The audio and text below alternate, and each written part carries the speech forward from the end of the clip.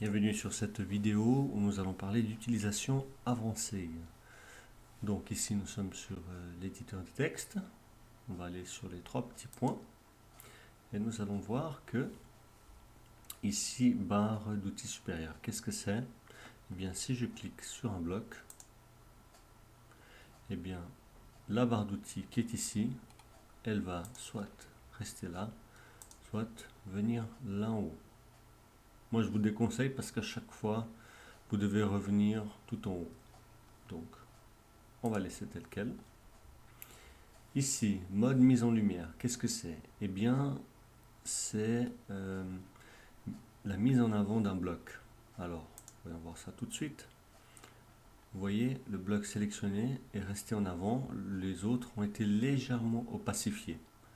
Donc ça indique que voilà, à la personne, au lecteur, de lire en premier ce qui est mis en avant. C'est pas toujours utile, mais c'est à vous de voir les circonstances. Ici, on a le mode plein écran. Alors, le mode plein écran, c'est aussi, moi je le préfère. Je préfère tel quel. Je n'aime pas trop le mode plein écran. Pourquoi? Parce que ça enlève le menu ici, ça nous enlève un peu de flexibilité. Mais c'était l'appréciation et au goût de chacun, puisque évidemment vous avez aussi plus de place. Donc, moi je l'enlève. Ensuite, le dernier point sur j'aimerais parler, c'est l'éditeur, pardon, le raccourci clavier.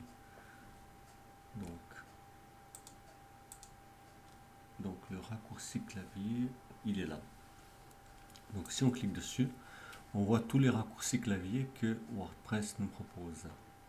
Ils sont aussi très intéressants si vous utilisez beaucoup la rédaction. Donc si vous devez beaucoup écrire, vous créez des pages. Ici on a beaucoup de raccourcis très intéressants que ils sont bien de les apprendre. Donc par exemple ici on voit annuler la dernière modification, CTRL Z. Enregistrer vos modifications, CTRL S. Rétablir la dernière action, CTRL SHIFT Z. Voilà tous des raccourcis qui peuvent être d'une grande utilité, parfois même d'un secours. Voilà. Donc ce sera tout pour cette vidéo d'utilisation avancée.